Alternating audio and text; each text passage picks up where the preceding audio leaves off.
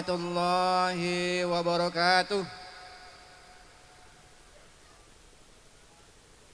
Ada peribahasa pantun, boleh disebut begitu. Ikan sepat, ikan gabus, musim kemarau, kepanasan menggelepar. Semakin cepat, semakin bagus, perutnya sudah pada lapar. Alhamdulillah wa syukrillah wassalatu wassalamu ala rasulillah la nabiyya ba'dah wa la hawla wa la quwata illa billah amma ba'du. Kedua mempelai yang berbahagia, kedua keluarga mempelai yang juga berbahagia, hadirin hadirat yang tidak saya bisa sebutkan satu persatu tanpa mengurangi hormat saya, insyaallah dimuliakan oleh Allah subhanahu wa ta'ala. Amin ya rabbal alamin. Ibu bapak yang dirahmati Allah subhanahu wa ta'ala, makhluk yang pertama yang melaksanakan pernikahan adalah orang tua kita, Nabi Adam alaihis salam, ya. Tapi perlu para bapak ibu ketahui,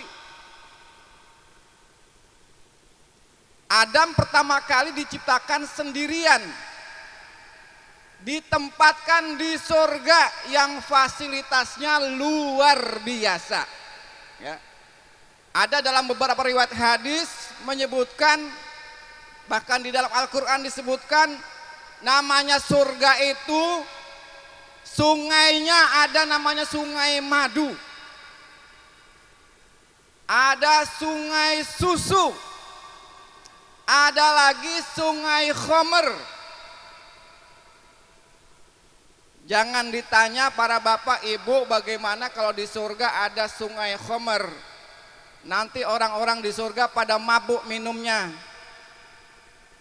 Khomer surga tidak seperti khomernya dunia. Khomer surga tidak memabukkan.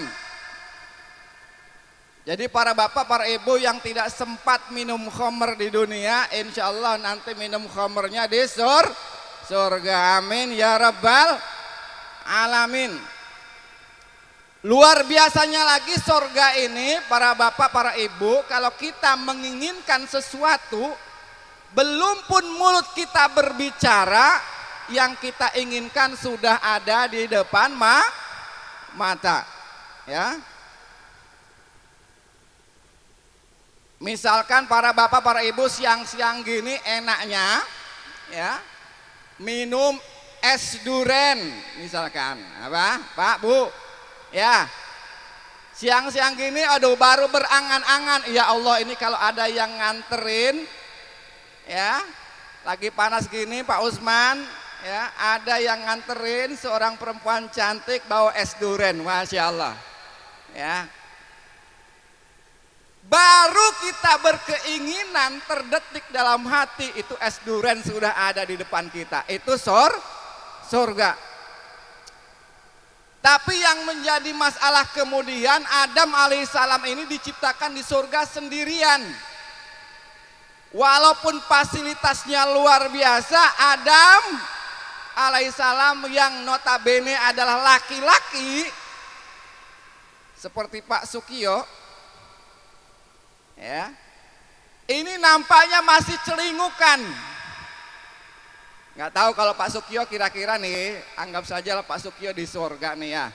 Ada sungai susu, ada sungai madu, buah-buahan, fasilitas semuanya serba ada. Pak Sukiyo jenengan sendirian, kira-kira tenang atau tidak? Enggak ya. Beda deh kalau yang masih muda, Pak Sukiyo ini masih muda, ada yang lebih tua. Mohon maaf, ini senior saya, besan saya, Pak Kadar, ya, Pak Kandar, senior saya pendidikan. Yang sudah tua demikian pun, kalau sekarang, janganlah dunia ini kan banyak kekurangannya. Surga fasilitasnya luar biasa. Pak Kadar sendirian kira-kira masih senang nggak? Pasti mengatakan tidak, ya. Kenapa? Karena masih ada yang kurang, yakni perempuan. Demikianlah bapak kita Adam alaihi salam. Kemudian diciptakanlah Hawa sebagai pendamping Adam alaihi salam dan dinikahkanlah waktu itu. Dari pernikahan itulah kemudian lahir anak cucu sampai kita sekarang. Bapak Ibu yang dirahmati Allah Subhanahu wa taala, terutama buat ibu-ibu, sebelum saya lanjutkan bagaimana Allah Subhanahu wa taala memuliakan yang namanya perempuan. Saya tegaskan lagi, jadi terutama para bapak laki-laki, walaupun semua fasilitas ada, harta banyak, ya, tetapi kalau tidak ada perempuan, para bapak tidak akan tenang. Oleh karena itu, jangan main-main dengan perempuan. Ya. Sebelum kita lanjutkan, sedikit kita melihat sejarah bagaimana nasib perempuan sebelum Islam datang.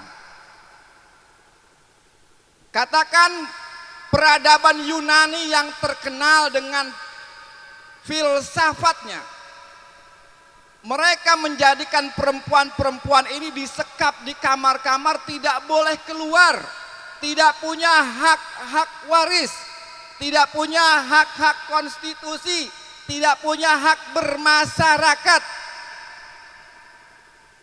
Ini zaman Romawi, ya. Kemudian zaman Yunani saya sebut, maaf. Zaman Romawi lebih parah, perempuan itu adalah sepenuhnya hak bapaknya. Ketika sudah dinikahkan, maka itu menjadi hak suaminya, dan suaminya berhak untuk melakukan apa saja kepada istrinya, sampai yang paling parah membunuh istri pun pada waktu itu dibolehkan. Bagaimana pada zaman Hindu dan Cina? Pada zaman Hindu dan Cina, ini perempuan, ibu, mohon maaf nih ya.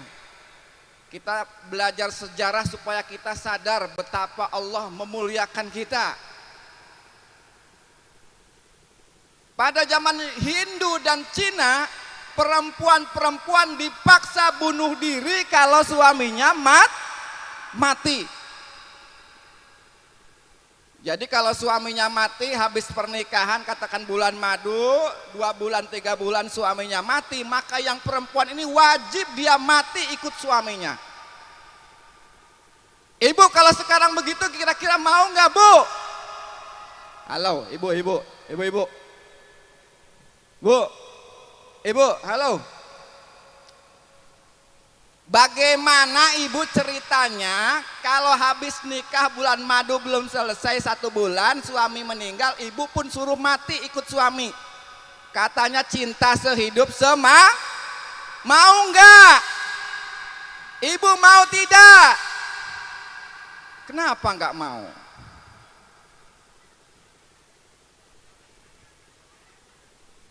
Itu zaman Hindu dan zaman Cina kuno. Bahkan dalam Cina kuno itu disebutkan perempuan itu lebih jahat dari bisanya ular. Naudzubillah. Perempuan itu katanya lebih jahat daripada bisanya ular. Bagaimana Yahudi? Yahudi menyebutkan bahwa wanita ini adalah sumber laknat, sehingga Adam terusir dari surga. Bagaimana Nasrani? Nasrani lebih parah lagi, naudzubillah. Dalam sebuah konsili, sebuah pertemuan orang-orang hebat mereka, tokoh-tokoh mereka menyebutkan perempuan itu punya ruh atau tidak. Perempuan itu manusia atau bukan. Naudzubillah. Nah, bagaimana Islam memuliakan perempuan. Bahkan Allah Subhanahu wa taala begitu memuliakan perempuan, Allah sematkan nama perempuan ini dalam salah satu surat Al-Qur'an. Ibu tahu enggak apa nama surat Al-Quran yang judulnya adalah surat perempuan? Tahu nggak Bu? Halo ibu-ibu, nanti yang tahu saya beri hadiah. Mau nggak Bu? Namanya surat apa Bu? Apa? Surat An-Nisa, ya, surat An-Nisa artinya perempuan.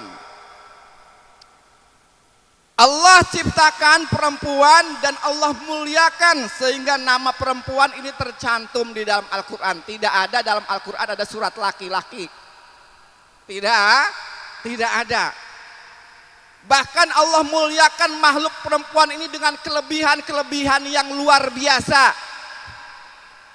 Pertama, perempuan itu bisa mengandung. Bisa mengandung dan mengandungnya di balik kelemahan tubuhnya yang lemah gemulai itu Masya Allah 9 bulan, ya, dia bawa kandungannya tidak pernah 1 detik pun dia taruh.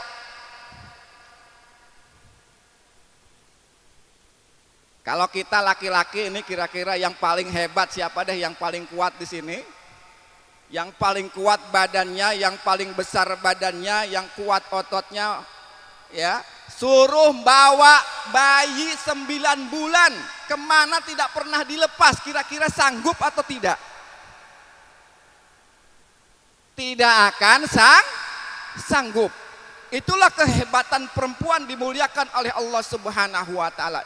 Di balik kelemahan badannya, kelemahan tubuhnya Allah berikan kekuatan yang sangat hebat. Setelah mengandung, kemudian melahirkan. Setelah melahirkan, kemudian perempuan ini diberi kekuatan, kemampuan untuk menyusui dalam kurun waktu 2 tahun.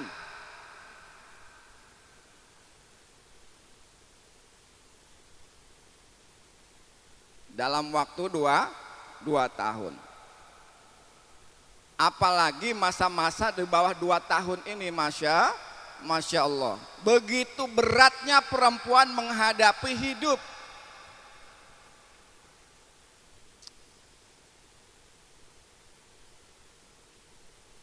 Apalagi kalau anaknya malam-malam rewel, demam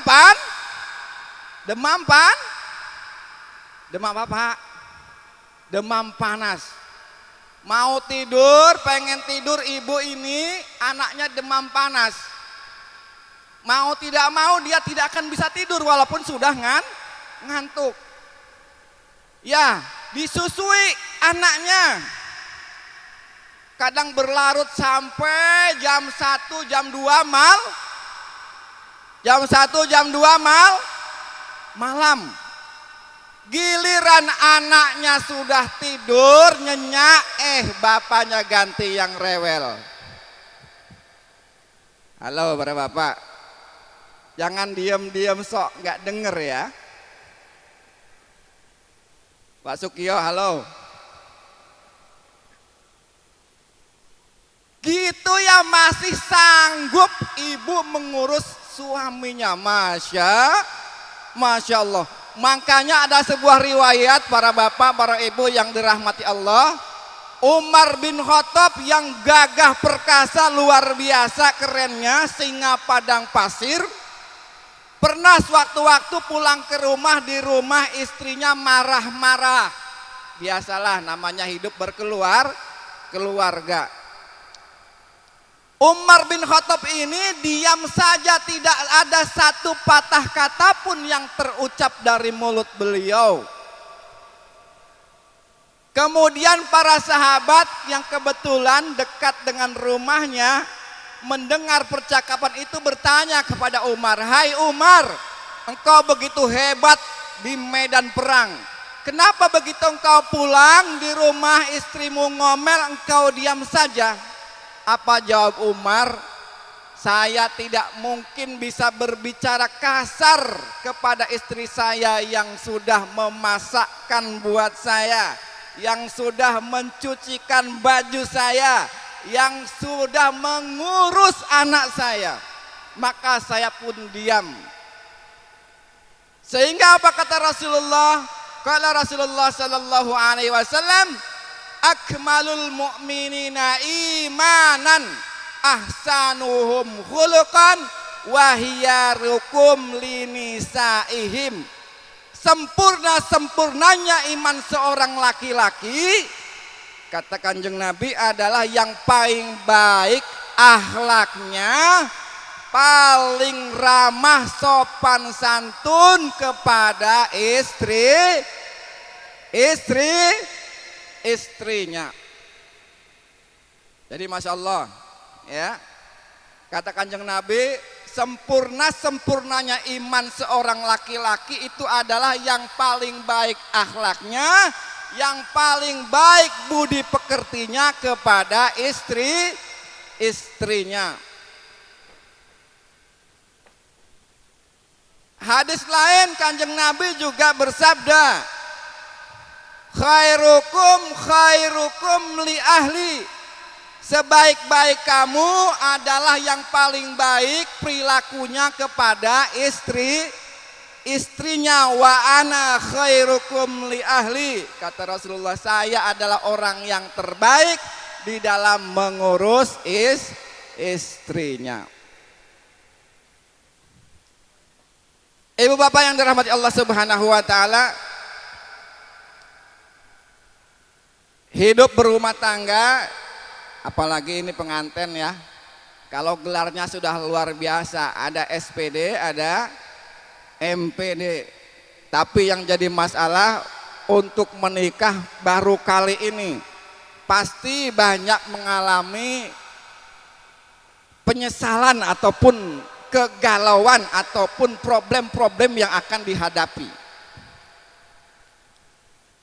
Yang pertama, nanti pasti ini saudara Imam Satria Kurniawan ini nyesel kalau ditanya besok hari lah, Mas Imam piye sampean nikah? Pasti jawabannya nyesel. Apa Bu? Nyesel. Saya nyesel Ustadz nikah. Kenapa? Karena kenapa enggak dari dulu nikahnya masih SPD saja? Ya, kelang 2 tahun alhamdulillah, harusnya sudah punya anak 1 ya, anaknya sudah besar harusnya. Iya. Jadi di dalam hidup berkeluarga itu memang tidak seindah yang dibayangkan. Apalagi yang namanya nikah itu adalah ibadah. Pasti banyak hal rintangan yang mengganggu dalam hal ibadah. Sebagaimana dulu Adam alaihissalam diciptakan di surga untuk beribadah kepada Allah, tapi iblis tidak senang ketika orang beribadah kepada Allah Subhanahu wa ta'ala. Akhirnya iblis menggoda Adam dan Hawa, dan Hawa pun dan Adam pun terusir dari surga.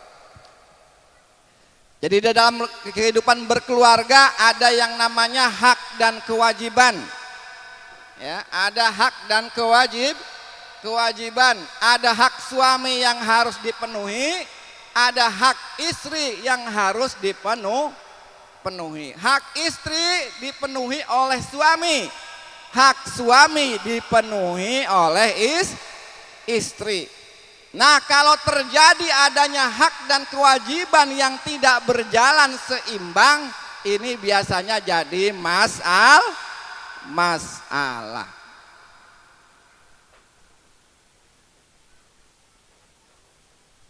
Ibu bapak yang dirahmati Allah Subhanahu wa taala, Allah Subhanahu wa taala berfirman di dalam Al-Qur'an, hunna libasul lakum wa antum libasul lahunna.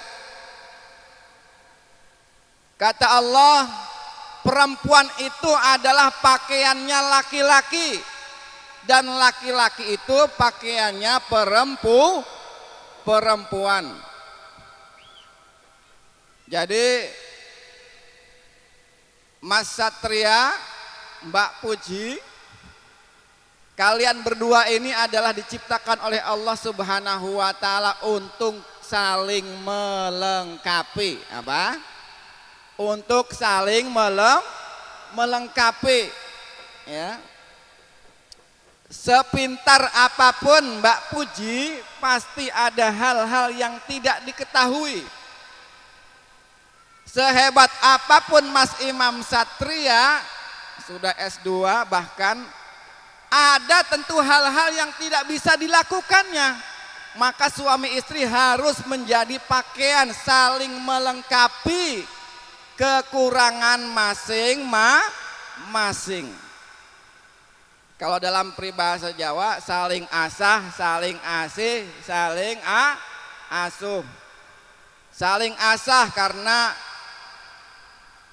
laki-laki dan perempuan punya problem sendiri. Ayo kita bertukar pendapat. Ya. Saling asih, saling mengasihi. Kemudian saling asuh, ayo kita saling mengingatkan.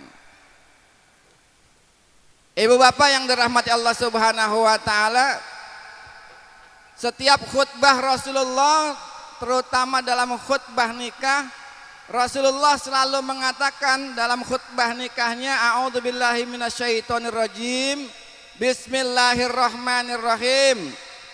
Ya ayyuhalladzina amanu taqullaha haqqa tuqatih wa la tamutunna illa wa antum muslimun. Hai orang-orang yang beriman, bertakwalah kepada Allah dengan sebenar-benarnya bertakwa, dan jangan sekali-kali mati kecuali dalam keadaan muslim. Ibu bapak yang dirahmati Allah Subhanahu wa taala, saya sedikit sampaikan dua hal saja terakhir ini. Orang hidup itu sebenarnya yang dicari apa, Pak? Ibu, berkeluarga itu yang dicari apa? Yang diinginkan apa? Ibu-ibu, apa yang dipengenin Bu? Mobil roda 4, rumah bertingkat,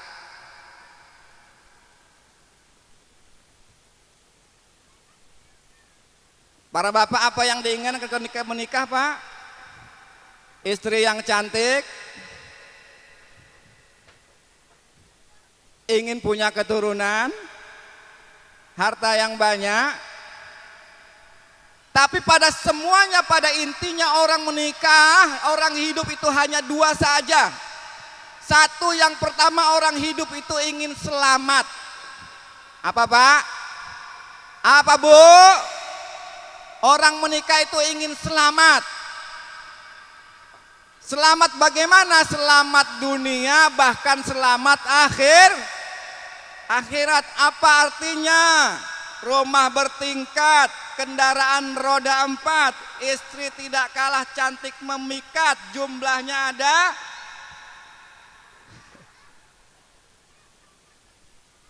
Tapi tiap hari kiamat.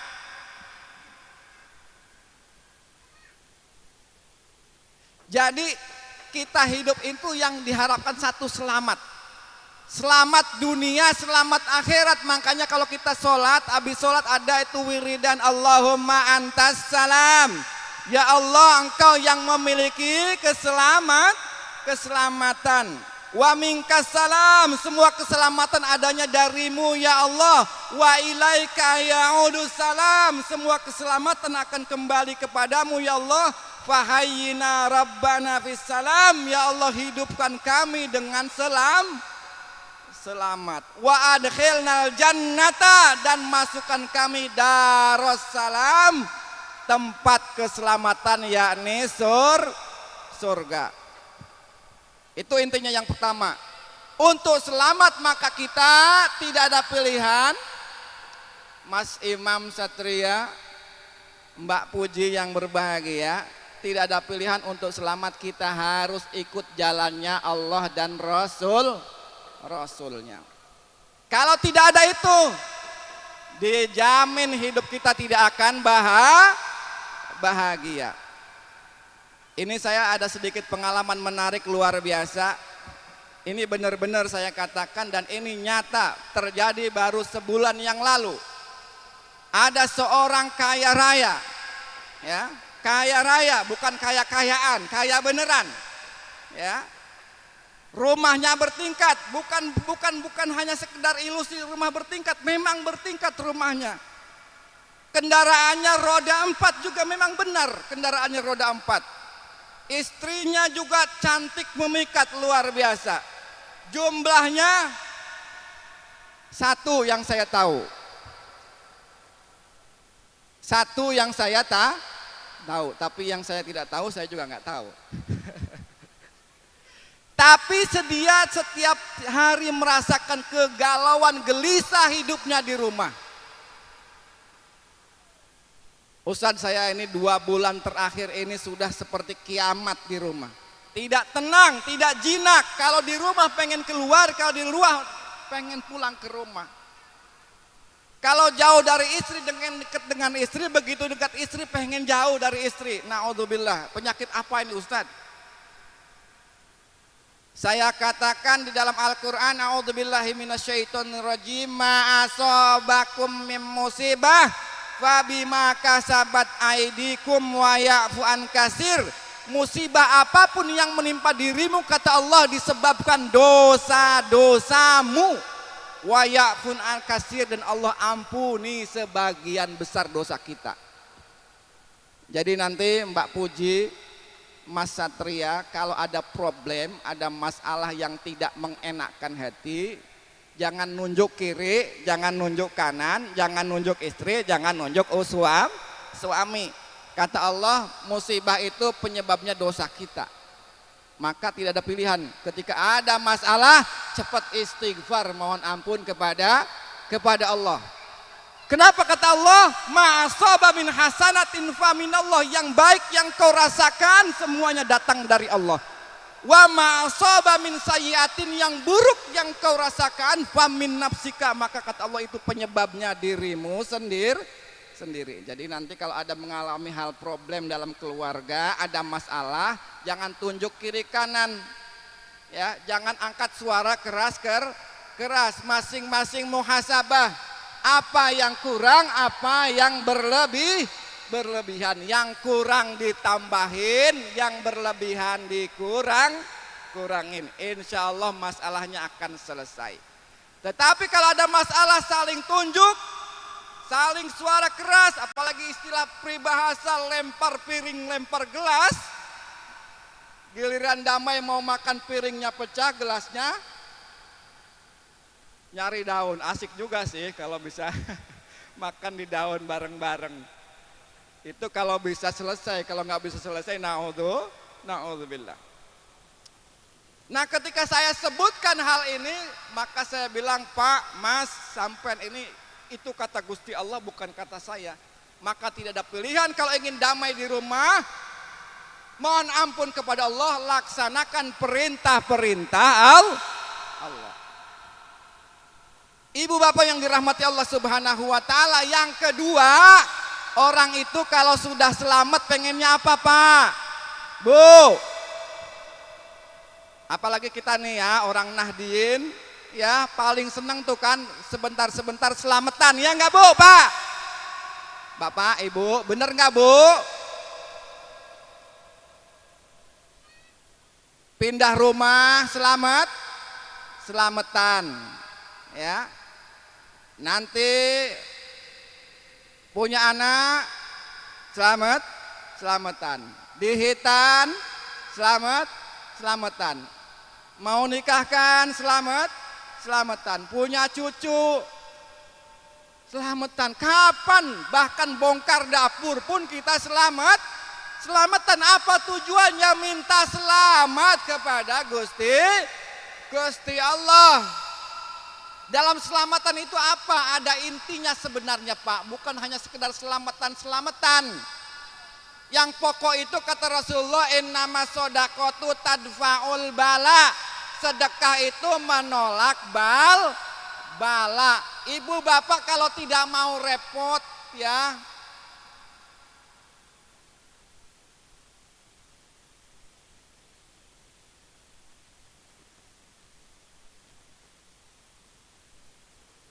Paham betul. Iya. Kalau tidak mau repot ibu masak, ngundang orang tetangga kiri kanan ngerepotin, sudah deh. Ibu-ibu punya uang berapa? 500.000 ya. Kalau untuk selamatan ngundang kiri kanan itu enggak cukup. Bismillah 500.000 ibu sedekahkan kepada yatim piatu, fakir miskin. Insya Allah itu sudah bisa menolak bala. Bu ya. Jadi kalau ada masalah, ada musibah, banyak-banyak sedekah. Sedekah tidak perlu banyak, sedikit tapi ikhlas. Insya Allah itu bisa menolak bala kita. Ya. Jadi setelah kita selamatan, ibu bapak yang dirahmati Allah, pengen apa bu? Ibu bapak kalau selamatan pulangnya bawa apa? Bawa apa? Bawa apa? Bawa berkat. Ya, orang pertama selamat, kalau sudah selamat pengennya pulang bawa berkat. Apa itu berkat? Berkat itu bahasa Arab. Ya, barokah. Barokah itu apa? Barokah itu artinya ziyadatul khair, bertambahnya kebaikan. Dengan menikahnya Mbak Puji dengan Mas Satria ini bertambah kebaikan. Dulu Mbak Puji hanya kepada ibunya saja, silaturahim, membantu ibunya. Nah sekarang sudah mertua punya besan, ya harus berbuat baik kepada besannya. Begitu juga Mas Satria dulu nikah, sebelum nikah masih hanya Pak Kadar sebagai bapaknya, ibunya sopan santun cium tangan. Nah kalau sudah nikah bertambah kebaikan, maka bertambah pula silaturahimnya. Itu namanya orang menikah itu adalah ziyadatul khair, bertambahnya kebaikan atau disebut berkat kata kita. Apa berkat? Berkatnya orang menikah itu apa? Berkat orang menikah itu yang utama adalah anak yang soleh dan soleha. Ya. Nah, mau tidak pengen punya anak yang soleh dan soleha? Mbak Puji, Mas Satria mau nggak punya anak yang soleha? Mau nggak? Mau berapa anaknya? Berapa? Ah, yang perempuan dulu deh. Ini masalah yang ngurus nih banyak perempuan nih. Yang perempuan nih, Mbak Puji gimana? Mau berapa anaknya?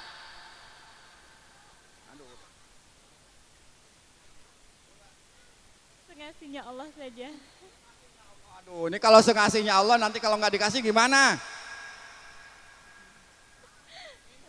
Kalau minta itu harus jelas kepada Allah, minta harus jangan sengasihnya seolah-olah nggak butuh.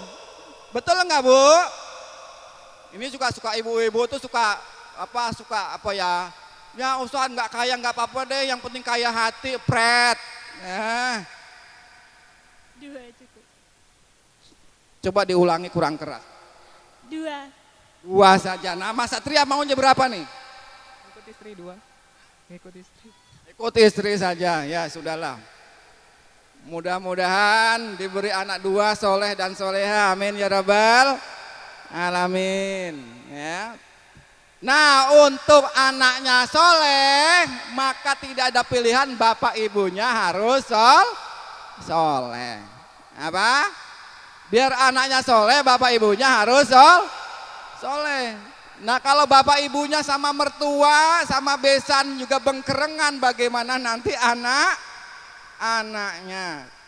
Soleh itu baik. Baik menurut siapa? Baik menurut ukuran Allah Subhanahu wa ta'ala. Oleh karena itu saya sarankan kepada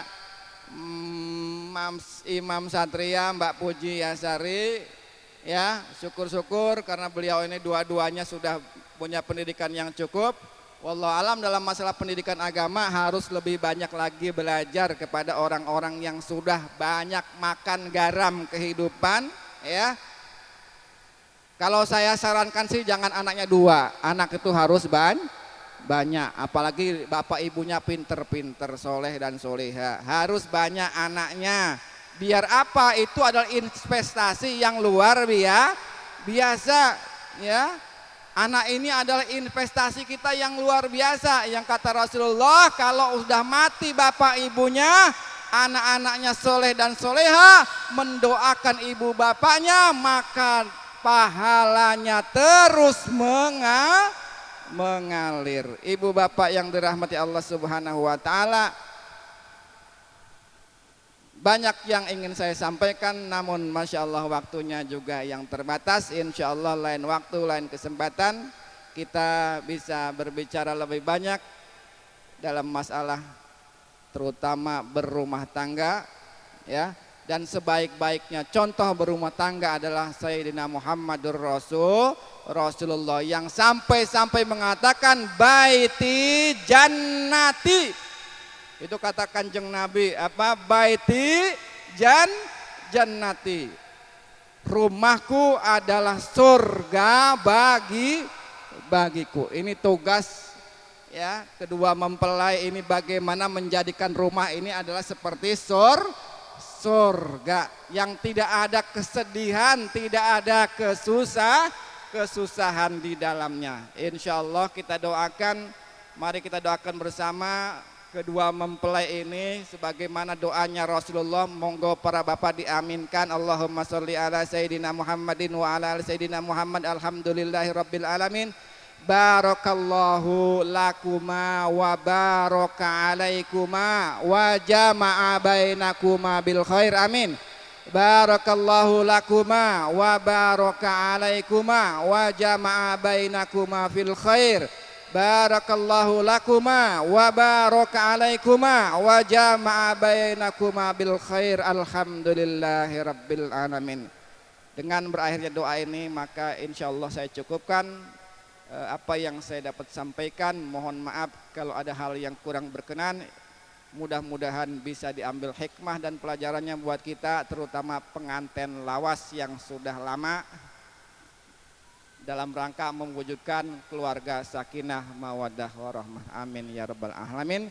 Ihdinas siratal mustaqim. Billahi taufiq wal hidayah wa ridha wal inayah. Wassalamualaikum warahmatullahi wabarakatuh.